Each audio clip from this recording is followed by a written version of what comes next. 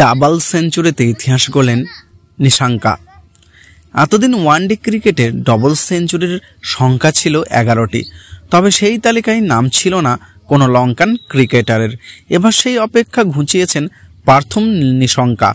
দেশটির প্রথম ক্রিকেটার হিসেবে সংক্ষিপ্ত সংস্করণে ক্রিকেটে ডবল সেঞ্চুরি করে ইতিহাস গড়েছেন এই ওপেনার। এদিন শুরু থেকে বেশ আক্রমণাত্মক ছিলেন নিশাঙ্কা। 11টি 4 আর 1 ছক্কায় টোটাল 88 বলে 3 অঙ্ক স্পর্শ করেন নিশাঙ্কা। সেঞ্চুরি পর আরও আক্রমণাত্মক হয়ে ওঠেন এই ওপেনার। পরের 100 রান করেছেন মাত্র 48 বলে। সব মিলিয়ে 136 বলে ডাবল সেঞ্চুরি পেয়েছেন তিনি। বিশ্বের 10ম এবং শ্রীলঙ্কার প্রথম ব্যাটার হিসেবে ওয়ানডেতে ডবল সেঞ্চুরি করেছেন নিশঙ্কা। এই কীর্তি করার আগে তিনি ছাড়িয়ে গেছেন শ্রীলঙ্কার সাবেক ক্রিকেটার সানাত জয়াসুরিয়াকেও।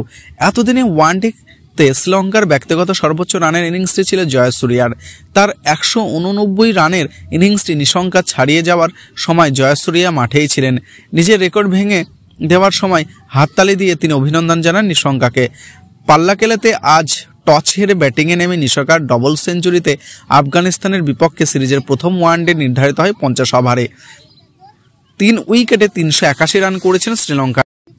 20টি 4 এবং 8টি 6 মেরে 139 বলে 210 রান করে অপরাজিত ছিলেন।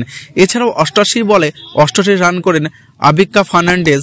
36 বলে 44 রান করেছেন সাদিয়া সারা বিক্রমা।